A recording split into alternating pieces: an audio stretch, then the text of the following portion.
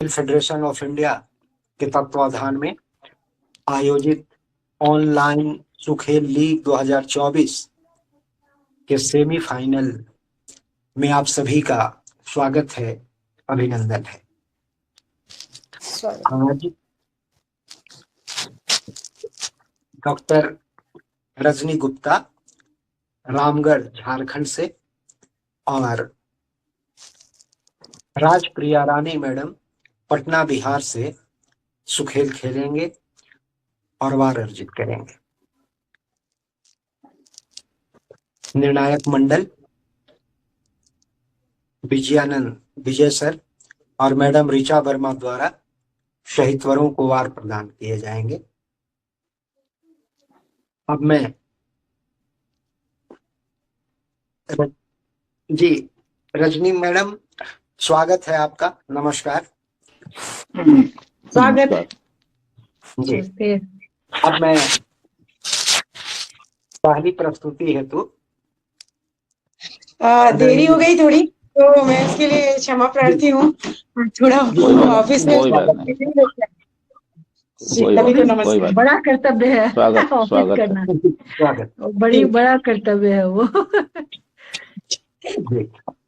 अब आज के प्रथम प्रस्तुति हेतु मैं आदरणीय राजप्रिया रानी मैडम को सादर आमंत्रित करता हूँ। कृपया अपनी प्रस्तुति प्रारंभ करें। बहुत बहुत शुक्रिया सर। मेरी आवाज आ रही है सर? जी आ रही है। बाकी हम लोग माइक ऑफ कर लेंगे ताकि साफ आवाज पहुंचे निर्णायक मंडल तक। जी। मैं सभी विद्वजनों को सादर अभिवादन और अभिनंदन करती हूँ और मंच को मैं सादर नमन करती हूँ और इसी के साथ अपनी कविताएं प्रस्तुत करना चाहती हूँ। सर्वप्रथम मैं अज्ञे जी की कुछ कविताएं आपके समक्ष प्रस्तुत करूंगी। मुझे बहुत पसंद आया ये। जो पुल बनाएंगे वे अनिवार्यतः पीछे रह जाएंगे। जो पुल बनाएंगे वे अनिवार्यतः पीछे रह जाएंगे। सेनाएं हो जाएंगी पार, मारे जाएंगे रावण, जयी होंगे राम। जो निर्माता रहे इतिहास में बंदर कहलाएंगे। दूसरी कविता आपके समक्ष प्रस्तुत करती हूँ। मखमली सोफे पे बैठ कलम चलाना आसान है क्या? मखमली सोफे पे बैठ कलम चलाना आसान है क्या? चिलचिलाती धूप में चंद रुपयों की खातिर जनता लुभाना आसान है क्या? कान खुजा के पैर पकड़ के नोट वोट खेलना आसान है क्या? मुर्दे को जिंदा, जिंदे को मुर्दा बता के बातों में सबको उलझाना आसान है क्या? यदि आसान सब होता तो मशीन से आलू के बदले सोना निकलता। ट्रैक्टर दिल्ली नहीं खेतों में होते, किसान सिक्के नहीं नोट गिनता।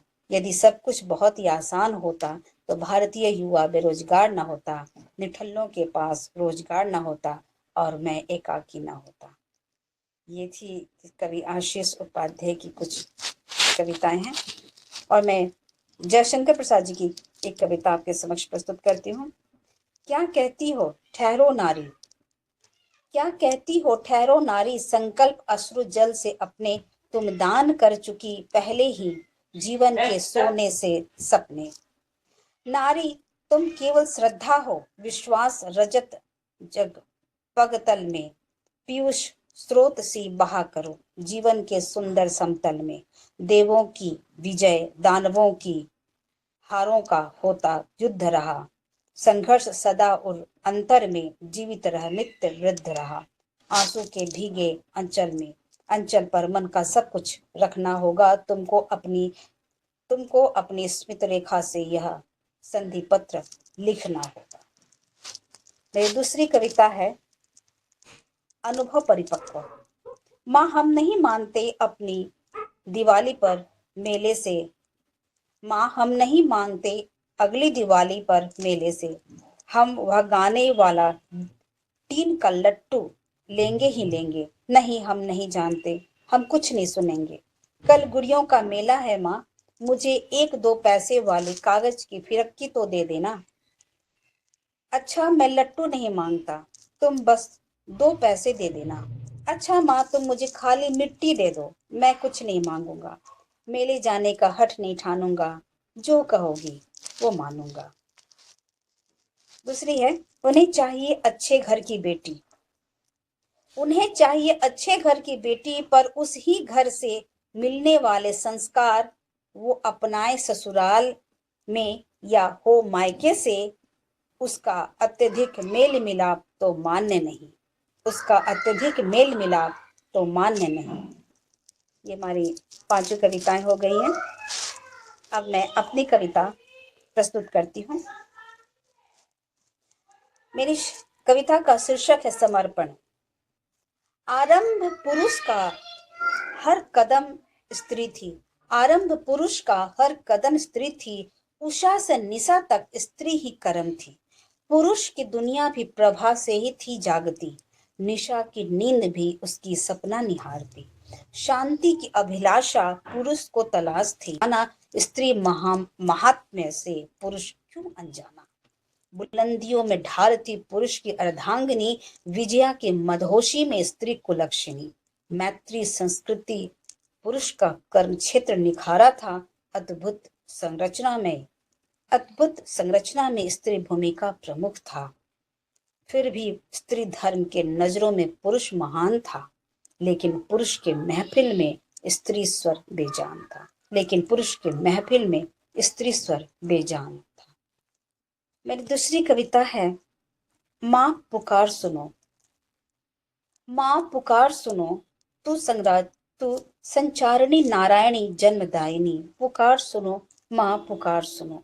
हे शशि लोचनी विकराल काली, दावानलों की प्रचंड प्रहार तू है। अकीर्ण दरिंदगी व मनस्यता से अभिनत आज संपूर्ण धरती है। डूब रहा मानव धर्म अमानुषता में, मानवीयता बेच रहा पाखंडी है। घर की सौंधी रौंदी जाती बीच सड़क बाजारों में, देह नुमाइशी व्यापार अरजता भेड़िए आलिशान घरोंदों में। धधकता मन प्रतिकार अगन बन, द्रौपदी सा संकल्पित नारी एक ज्वाला है। लाज धर्म की कसी कसौटी, विराम में लिपटी हर स्त्री मां सीता है। निश्चल रूप कलंकित होता, पाषाण बनी नारी पतिव्रता अहिल्या है।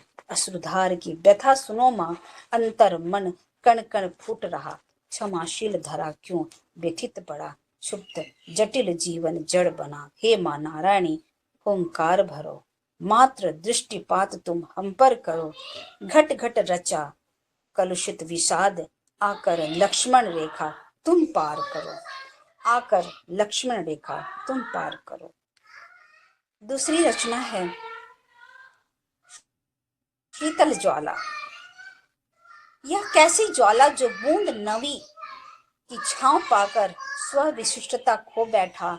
चंद शीतल अभिलाषा से गौर गरिमा नष्ट हुआ। जिसे निहार स्वयं दुआ भी हंस रहा मौन खड़ा। जब लपटों ने होश संभाला, रात से रिश्ता जोड़ लिया। शुक्र नहीं अब खुदा का सहज किनारा हो लिया। महाशून्य की आरजू लिए दासता से आंचल भर लिया। तृष्णा का यह काल दिखाता, मृग भी आंखें फेर लिया। जब जब बिछती माटी की सेज पर, चुभन को रेदता कंकड़ उसका। क्या है वजूद तेरा अपना, क्या है वजूद तेरा अपना। दूसरी कविता है, समस्या। समस्याएं सुलग रही आज सिगार की तरह। समस्याएं सुलग रही आज सिगार की तरह। मिजाज उबल रहा सबका अंगार की तरह। कहाँ बचा सुकून दर्द ललाट पर जनाब, आपदाएं दर्श रहा देखो कांतार की तरह। समृद्धि की है अंगिया पहने, यूं समर्थवान खंडहरों में हरियाली शोभे बनवार की तरह। सुना है तेरे दरबार में महिमा अपरंपार, दीनों के भी जल से लगते भंडारे की तरह। फर्श से अर्श की ओर दुनिया भाग रही, फकीरी संतों के रुतबे यार अपार की तरह। धर्म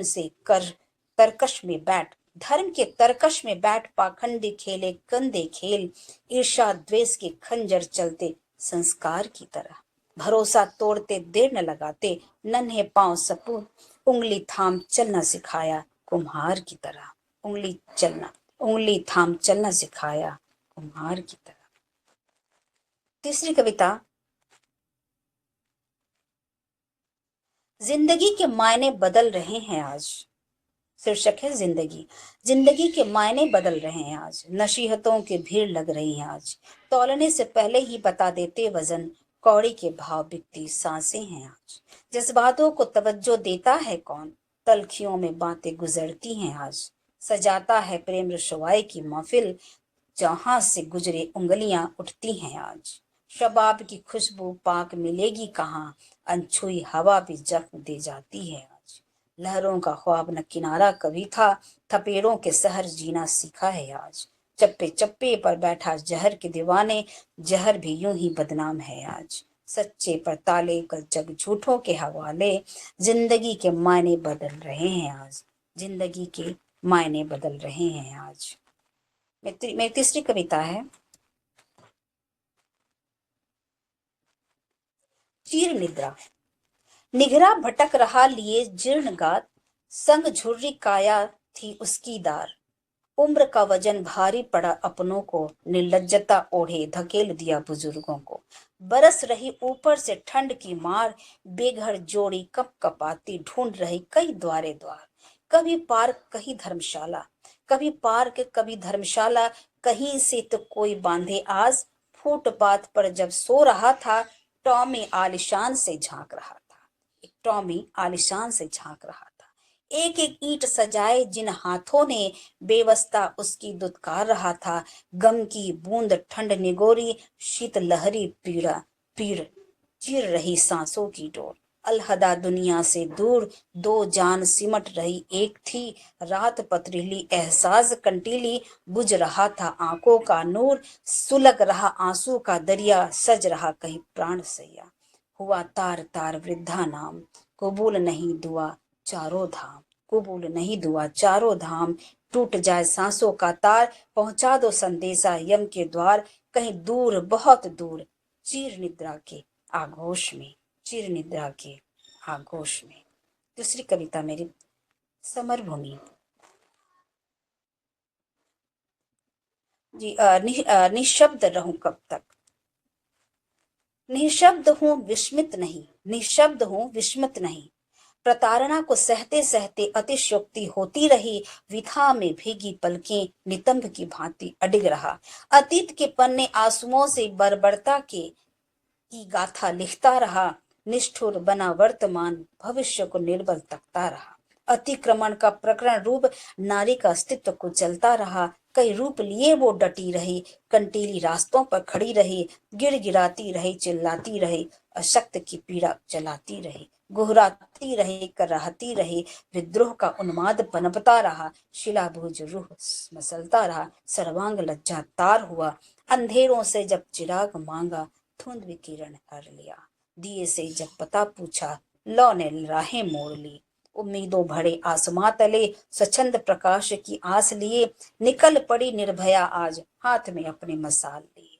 हाथ में अपने मसाल लिए, स्तब्ध हूं विस्मित नहीं, स्तब्ध हूं विस्मित नहीं। दूसरी है, पूस की रात। सर्द की आक्रामकता सर चढ़कर बोल रहा है, सड़कों पर तपते तन अजनबियों को जोड़ रहा है। गुजरते और बरसते कहर, एक लकड़ी अपना सुलगा दो, दुखद सहभागी में सुखद एहसास सरद ही दर्श रहा है। पूस की रात उफ का स्वाद बयां हरगिज मुश्किल है, मानो इंद्र विराजमान हो आसमां से उतर रहा है। द्रवित मन सुलगते सवाल, किसकी छत सुराग है। कन कन रजाई में ठिठुरती रात, फिर मौसम बदल रहा है।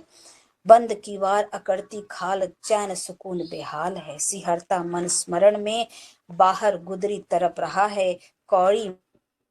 में कौड़ी में जीने वालों को जीवन का अंदाज न समझाना, जीने की कला उसी ने सर्द में सबको समझा रहा। कुहासे में बोझिल हर कोना, प्रांगण में एक धूप खिला दो, सिमटी भोर दुर्लभ किरण, गोधुली बाहें फैला रहा है, गोधुली बाहें फैला रहा है।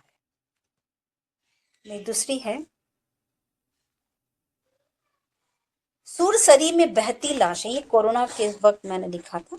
सिसकियां सुरसरी में बहती लाशें, छत बिछत है संवेदनाएं, लाचार निगाहें कुरेद रहे निर्लज्ज मलिन मानवताएं, मरघट की चिताओं में जल रही अपेक्षित आशाएं, हताशा चेहरा बांध खड़ी कुपित पड़ी है मानसिकताएं, विकारों के बीज लद रहे विदीर्ण हो रही तृप्त भावनाएं, छल किया पल पल जिसे मर्दन कर रही हर संभावनाएं, कुपथ्य मार्ग चला जो मानव सदी सदी तक अपनाया, आज प्रतिफल निकट द्वार पर क्यों व्यथित है घबराया, दर्श रहा चीर गीदर सी नोच छीना झपटी सांसों की, तार तार है आत्मीयता शर्मशार है सूत्र आदमी की, पवित्र पतित हुआ रग रग कण सुलगती लहू की अवनी, जीर्ण शीर्ण रिश्तों की आज राख बना डाला महामारी, आदमी की आदमी से बात क्षणिक कर दिया यह दूरी, जिंदा लाश बना अंतर्मन गूंगा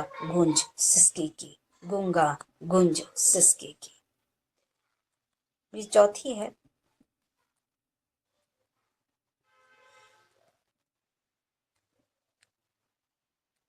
पढ़ा जाए जी। पानी पानी में जिंदगानी, पानी पानी से बिखरी है हमारी जिंदगानी, इसमें बिखरे कई झोपड़ छप्पड़ की कहानी, लगता है जैसे बहता पनघट का हो बसेरा। ये सावन के वक्त का है, सावन भादो के। पानी पानी से बिखरी हमारी जिंदगानी, इसमें बिखरे कई झोपड़ छप्पड़ की कहानी, लगता है जैसे बहता पनघट का हो बसेरा, सोचो बीता हो जिस पर उसे कहाँ हो सवेरा। जहां तक निगाहें तैरती गई हमारी, लगा वीरानों की धरती पर पानी ही पानी।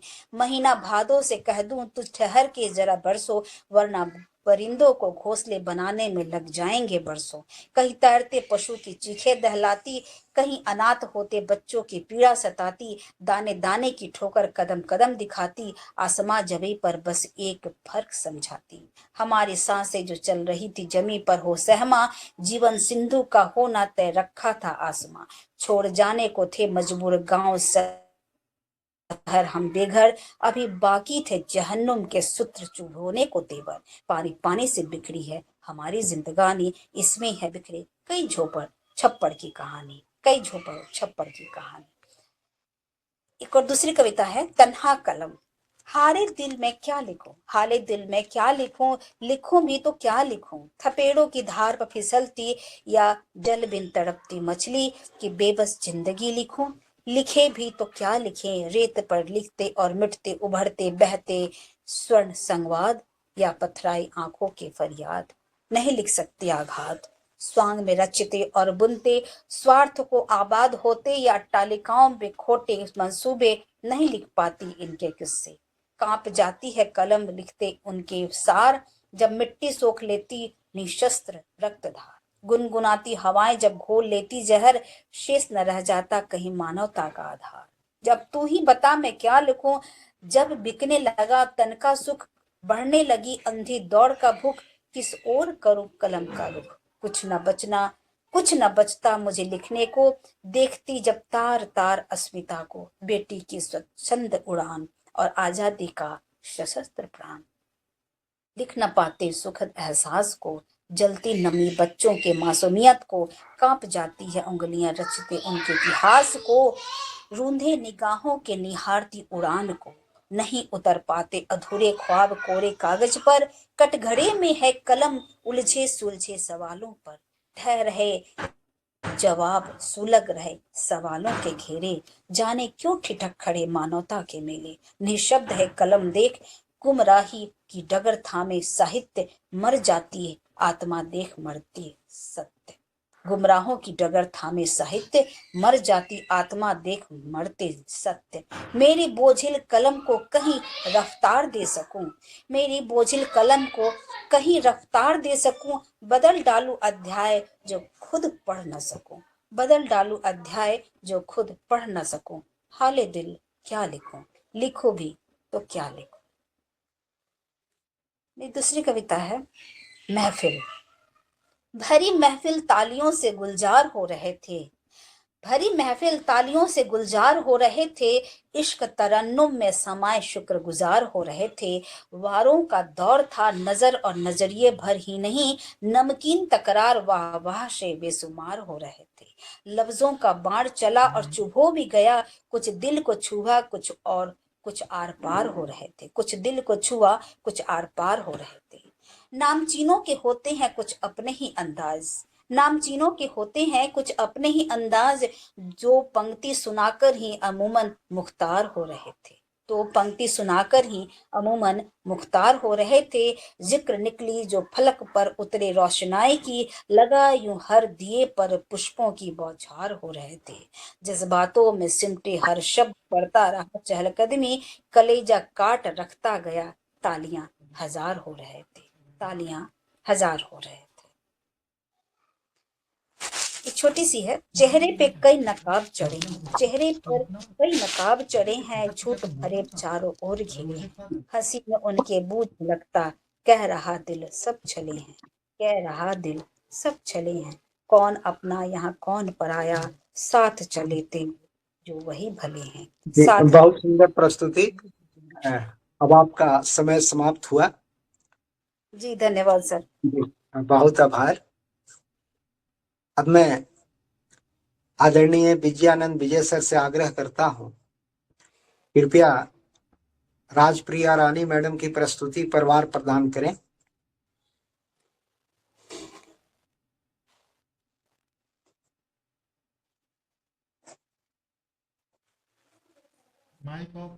आवाज नहीं आ रही है सर। जी जी धन्यवाद। पुष्प मैंने इन्हें दिए हैं 5, वार इन्हें मैंने दिए हैं 11 और प्रस्तुति पर इन्हें 3 अंक। जी 24 वार। बहुत आभार सर। 24 वार प्रदान किया गया विजयानंद विजय सर द्वारा। अब मैं आदरणीय ऋचा वर्मा मैडम से आग्रह करता हूं, कृपया वार प्रदान करें। एक बात ऐसा है कि पंक्तियां 8 बोलनी है नियम के अनुसार। कविता की पंक्तियां, इनकी पहली और जो 5वीं कविता थी दूसरों की, आगे की कविता, और उसकी 2-2 पंक्तियां थी, छोटी थी। जी जी हाँ थी ना 2-2 पंक्तियां। जी जी जी। तो उस पर हाँ, जैसा जितना मुझे पता है कि शायद 8 पंक्तियां कहनी है। 12 पंक्ति। 12 पंक्तियां, मैं तो 8 पढ़ी हूँ। अब ये 2 मतलब इसको नियम के अनुसार तो फिर ये तो नहीं जा रहा है जो पहली आगे वाली थी और जो इनकी अंतिम जो दूसरों की कविता इन्होंने पढ़ी, तो उस हिसाब से तो इनको पुष्प 3 जाता है। और इन्होंने कुल मिलाकर 12 कविताएं पढ़ी अपनी। जी 12 कविताएं पढ़ी, जिसमें मुझे 2 लगा कि शायद कवि शब्द तो इनके बहुत ही उत्कृष्ट होते हैं, तो शब्दों का लेकिन भाव सब में कहीं ना कहीं वार था, और कविताएं कुछ तो बहुत ही अच्छी लगी है मुझे। तो मैं इनको 10 वार और 3 पुष्प और उसमें 3 मैं इनको प्रस्तुति में देती हूँ। आभार मैडम। 19 वार प्रदान किया गया ऋचा वर्मा मैडम द्वारा।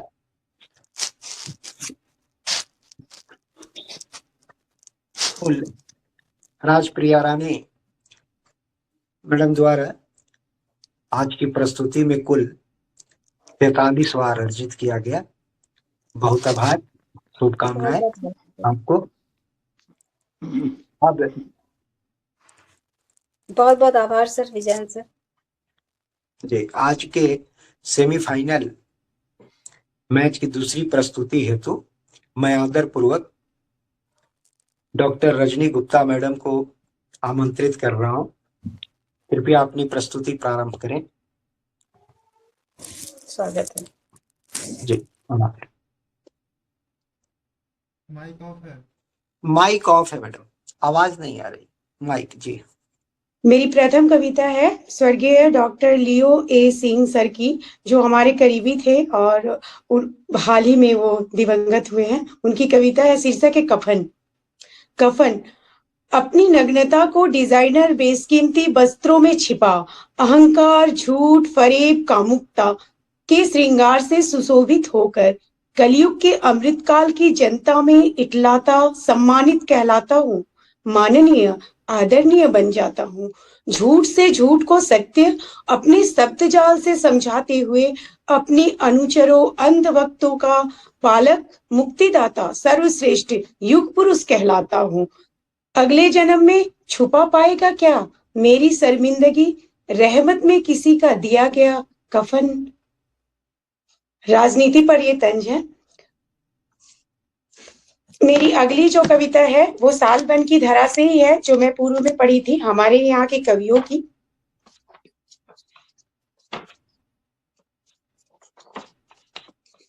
इसमें हमारे यहाँ के एक बहुत ही नामी कवि हैं शिरोमणि महतो जी, उनकी कविता है गरीबी का दंश है इसमें। माड़, गरम गरम माड़ माँ न पसा कर रखा है, गरम गरम माड़ माँ ने पसा कर रखा है, भरा पड़ा है तसले में उठ रहा भाप, जैसे अभी अभी धोकर रखा हो दूध।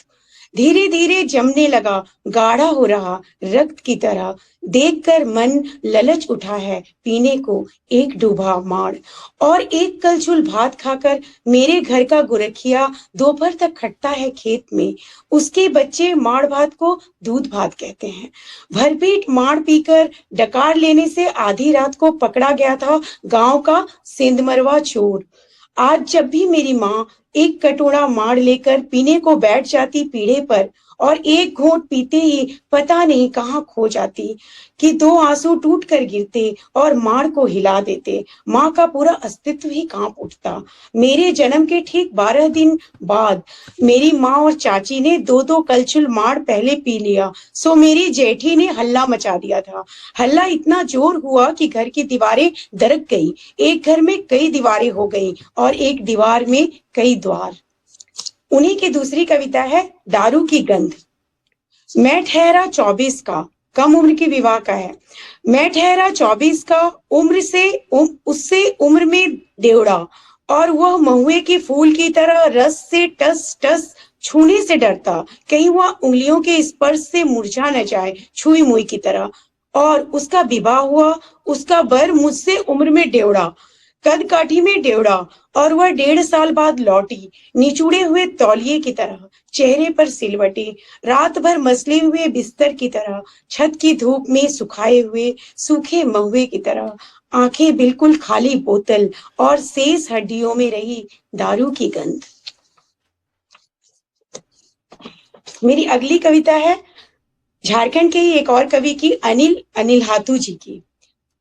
ये नदियों के सूखने पर है। नीली झील, वह नदी जो गांव के पश्चिमी सिवान पर बहती थी, बची रह गई है सिर्फ हमारी स्मृतियों में, जिसके किनारे कभी कभी सांझा पराती करने जाती थी गांव की औरतें। वह नदी कहीं खो सी गई है, अनुपस्थित होती जा रही है बड़ी तेजी से उसी परिदृश्य से जिसके हम मूक गवाह हैं, गुनाहगार हैं। कभी मकर संक्रांति का मेला लगता था जहां, और बच्चों का मुंडन संस्कार होता था। वह नदी जो हमारी स्मृतियों में सतत प्रवाहमान है, कल करती, जिसकी धारा को निहारते गुजार देते थे हम घंटों, वह नदी अब बिसूख चुकी है। गायब होती जा रही है नदियां भूली हुई स्मृतियों की तरह, और उनके साथ ही विलुप्त हो रही है हमारी लोक परंपराएं। ये भी एक कठिन ये की बात है, चिंता की बात है। रीति रिवाज और हजारों वर्ष पुरानी संस्कृति विलुप्त हो रही है, हमारी लोक परंपराएं, रीति रिवाज और हजारों वर्ष पुरानी संस्कृति।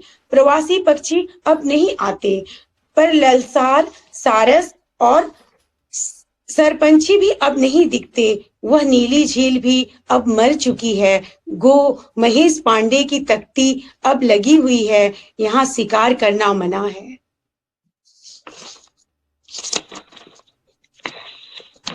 चार कविताएं हो चुकी है। मैं अगली एक कविता पढ़ूंगी जो उन महिलाओं का दर्द है जिनके पति बाहर चले जाते हैं तो उन पर 10 तरह के लांछन लगते हैं और वो साज श्रृंगार भी नहीं कर पाती।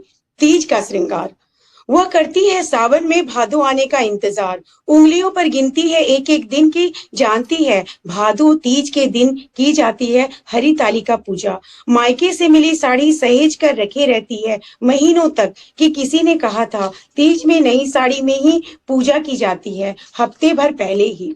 करती है तैयारियां, ठेकुआ पड़ुकिया बनाती है, मेहंदी काजल बिंदी आलता से करती है सिंगार, सजाती है खुद को, प्यारी सिंदूर नाक से लगा खूब इतराती है। सब कहते हैं कि कितना प्रेम है, पर वह जानती है कि साल में यही एक दिन है जब वो अपने मन का सजती है, सिंगार काटती है, पूरी औरत लगती है। पूरे बरस तो उसकी होठों की लाली भी उसके चरित्र का प्रमाण, पूरे गांव में बांट आते हैं, पूरे बरस सिर्फ एक टिकुली के भरोसे ही काट लेती है। ऐसे में तीज के दिन परदेश मजूरी करने गए मर्द की पत्नी होने का दर्द कुछ कम हो जाता है। अच्छा, ये आपकी अपनी रचना थी या दूसरे की रचना थी? ये सारी मेरी पांचों रचनाएं दूसरी की थी। चलिए ठीक है। इसके अब रचनाकार मैं कौन थे?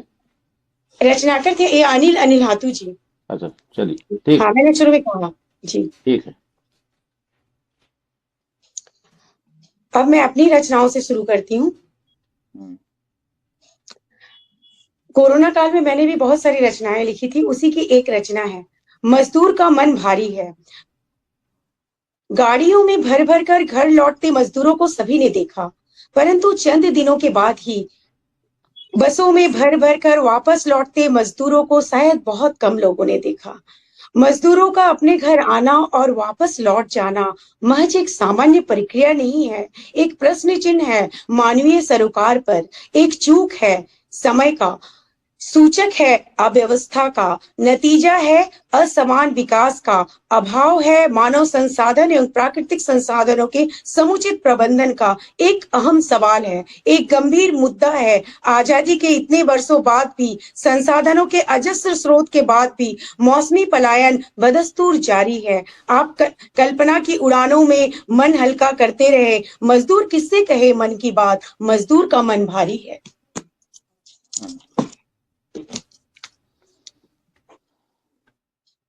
मेरी अगली एक गजल नुमा ये है, वो मैं पढ़ूंगी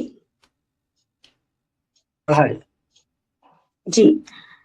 ये है, उस समाज का मसीहा बनना बहुत ही आसान है जहां धर्म के कारोबारियों की चमकती दुकान है, जहां चीखती खामोशियां अनसुनी रह जाती है और फुसफुसाती सी हर दबी जुबान है।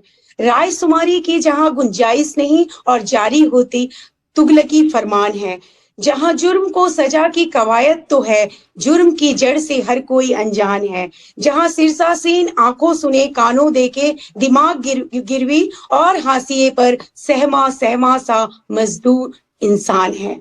मौसम की मार सहे मिट्टी खपड़े का घर और मजलूम के अस्क पर खड़ा बहुमंजिला मकान है। मेरी अगली कविता है पताकों से शहर को पटने दो। ये धार्मिक समरसता की कविता है। कभी भगवा, कभी हरा, कभी लाल, कभी सफेद, कभी रंग बिरंगे पताकों से पट जाता है शहर। पताकों से शहर को पटने दो तब तक जब तक कल्लू दर्जी और करीम मियां जैसे हजारों शिल्पकारों के रोजी रोटी के इंतजाम का एक जरिया बना रहे। पताकों से शहर को रंगने दो जब तक ये रंग शहर को बदरंग ना करे, जब तक ये हर्ष के प्रतीकात्मक रंग सभी सीमाओं का अतिक्रमण कर उन्माद या व्याभिचार के काले रंग में तब्दील ना हो जाए, जब तक ये पताके अनगिनत निर्दोषों का कफन ना बन जाए। कब तक अंतरिक्ष के रहस्य उद्घाटन को चंद्रयान और जमीन पर रूढ़िवादिता, धर्मांधता, कट्टरपंथ को जीवित रखने का अभियान साथ साथ चलाएंगे हम? कब समुचित शिक्षित होंगे हम? कब पूजा, प्रार्थना, उपासना, ध्यान, भक्ति, धर्म निरपेक्षता, पंथ निरपेक्षता के सही अर्थों को समझेंगे हम? कब पुराने रंगों को नए रूप में परिभाषित करेंगे हम? कभी कोई शहर इंसानियत के पताकों से पटता है क्या? अगर पटता तो कैसा मंजर होता। इंसानियत का रंग भी हम भूलने लगे हैं। हमारी सुविधा अनुसार नित नए रंगों में इन्हें बांटा है हमने। कभी तो इंसानियत के रंग से पट जाए और हम सचमुच धर्मनिरपेक्ष, पंथ निरपेक्ष हो जाए।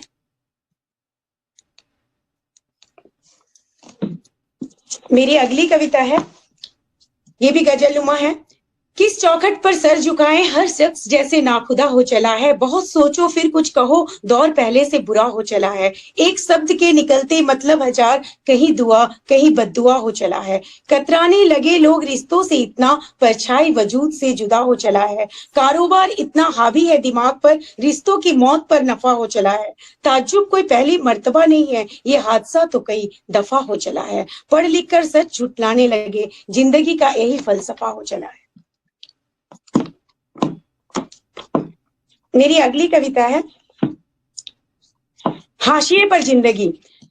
जहां एकदम कुछ नहीं पहुंचती है वहां की कहानी। हाशिए पर जिंदगी। जंगल के बीच से मुश्किल से बना वो रास्ता परिचायक था इंसान के दृढ़ संकल्प का। दूर दूर तक सिर्फ घने पेड़, झुरमुट और पसरा हुआ सन्नाटा। कभी लगता कि इस राह का कोई सिरा आबादी को छूता भी है या नहीं, कहीं कोई मिलेगा भी कि नहीं। जंगल के बीच चलते चलते हम बिहड़ के हो जाएंगे, हम भी खो जाएंगे। पर धीरे धीरे बहुत अंदर जाने के बाद दिखने लगे कुछ चिन्ह जीवन के। कुछ बकरियां दिखी, फिर बकरी चराती हुई महिला, और आगे एक दो लोग आते जाते दिखने लगे। अंततः हम पहुंचे आबादी के बीच, और वहां साक्षात्कार हुआ जीवन की सच्चाई का। जिंदगी से कटी हुई, हाशिए में सटी हुई, सुख सुविधाओं से वंचित, समस्याओं से जूझती जिंदगी, बहुत कुछ पूछती जिंदगी, जैसे वर्षों से इंतजार हो उन्हें किसी के आने का जो उनके हर सवाल का जवाब हो।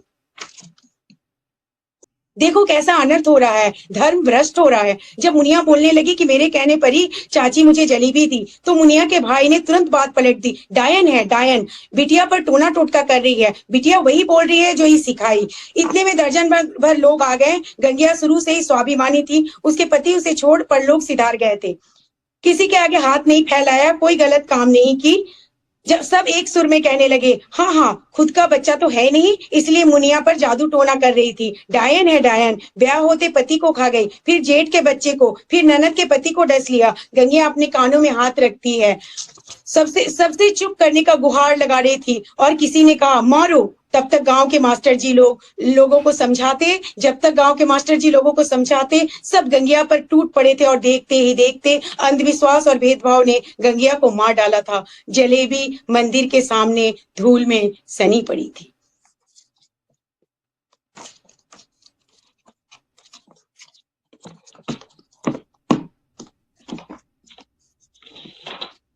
मेरी अगली कविता है बाजार बंद है। कैसे लिखूं कोई कविता, यहाँ शब्दों का बाजार बंद है। मांग लेती किसी से कुछ लफ्ज में, पर इस शहर में उधार बंद है। किसी को किसी पर भरोसा नहीं, इस कदर लोगों के विचार तंग है। सच्चाई की यहाँ कोई कीमत नहीं, झूठ की आवाज इतनी बुलंद है। कुछ तो जी ले दूसरों के लिए, तेरी उम्र के साल चंद है। कौन किसके लिए दुआ मांगे जब हर कोई खुद जरूरतमंद है।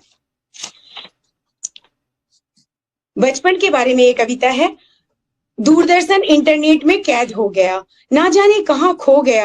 आंगन में चहचहाता बचपन, मैदानों में खेलता बचपन, राहों में झूमता बचपन, मिट्टी को चूमता बचपन, पेड़ों की डालियों पर उछलता कूदता बचपन, बरगद की छांव में पलता बचपन, भरी दोपहरी में नदी किनारे रेत का घर बनाता तोड़ता बचपन, बागों के पेड़ों को छेड़ता बचपन, दुनिया के बगीचा को महकाता बचपन, प्यार से एक दूसरे से लड़ता झगड़ता बचपन। दूरदर्शन इंटरनेट में कैद हो गया, वास्तविकता से परे कल्पना की दुनिया में खो गया। उल्टी सीधी बातों में अनजाने ही उलझ गया, हो गया गंभीर, मासूम हंसता मुस्कुराता बचपन। विज्ञापनों और सीरियलों की रंगीन दुनिया में खो गया, इंद्रधनुषी रंग बिखराता बचपन। सिमट गया एक कमरे में, दूर दूर तक चौकड़ी भरता बचपन।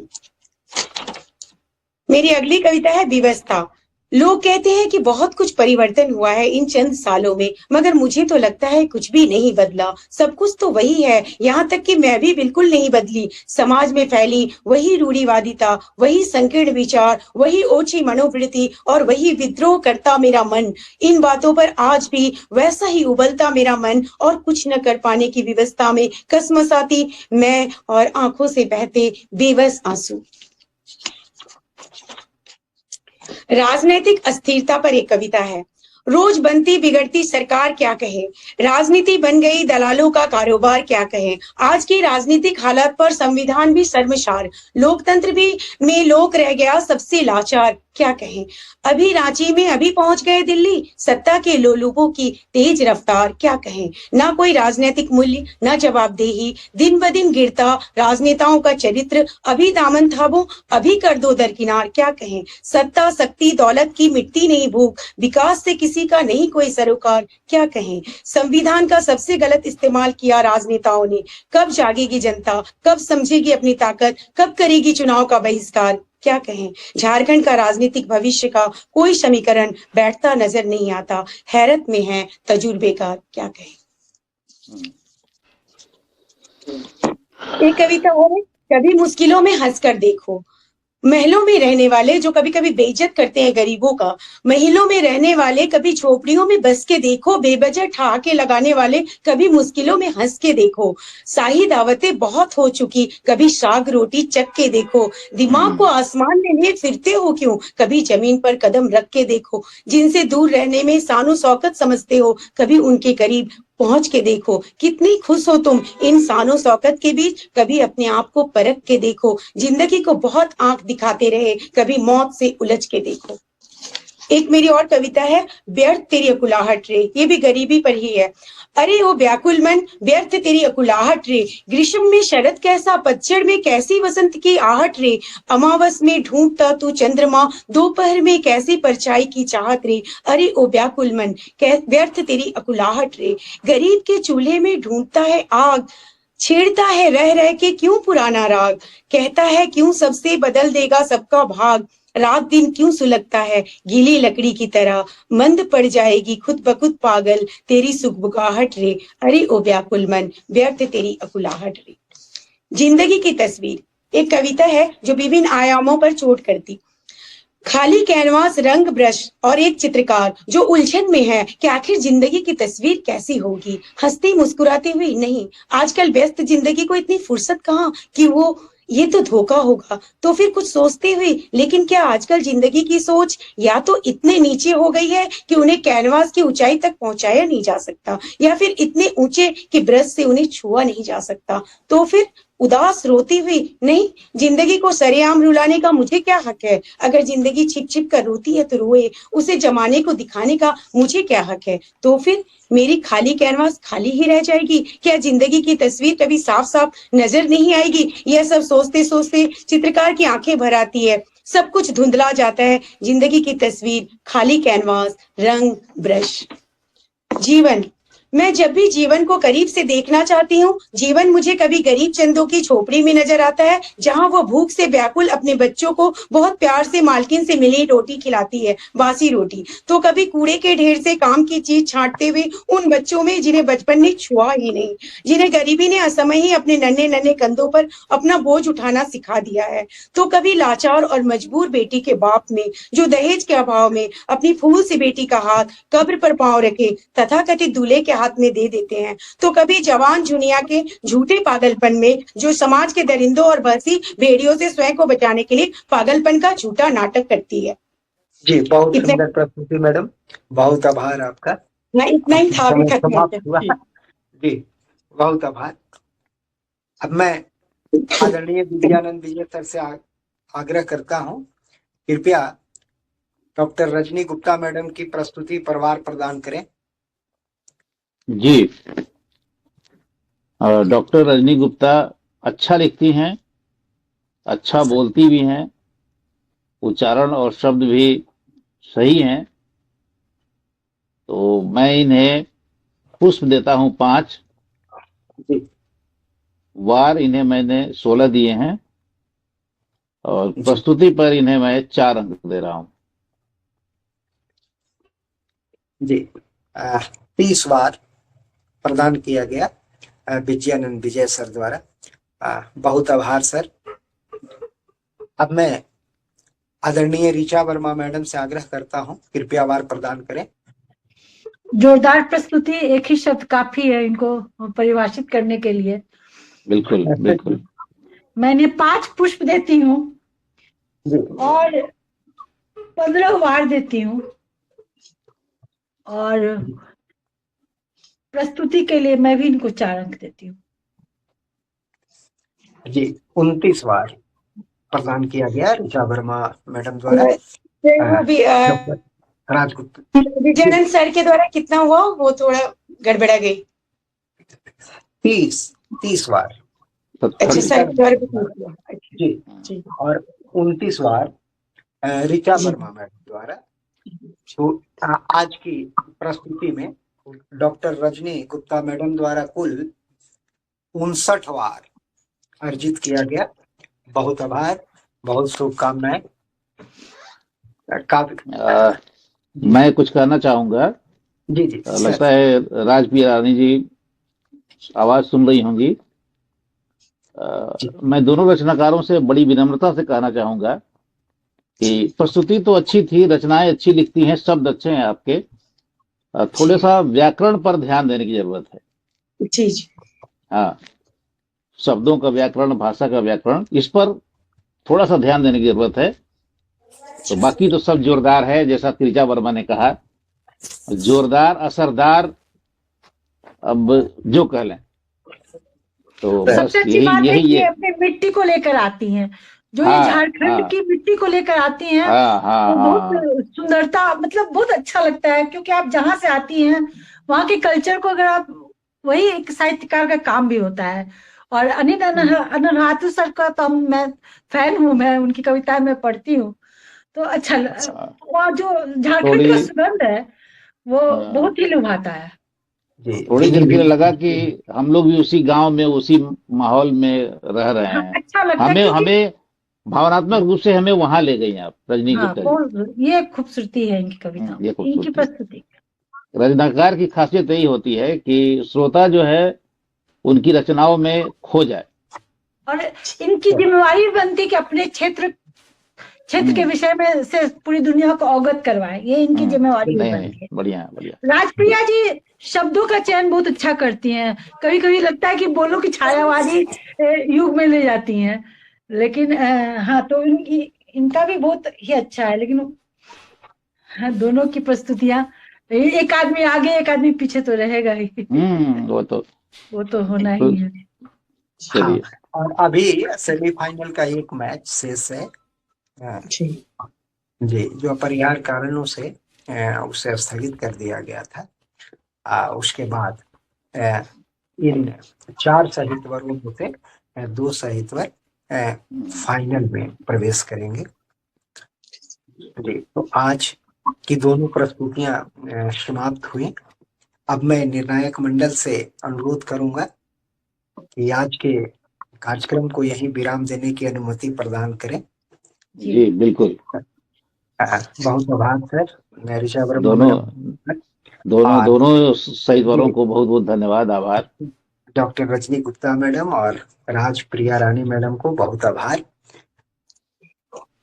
शुभ रात्रि, नमस्कार, धन्यवाद।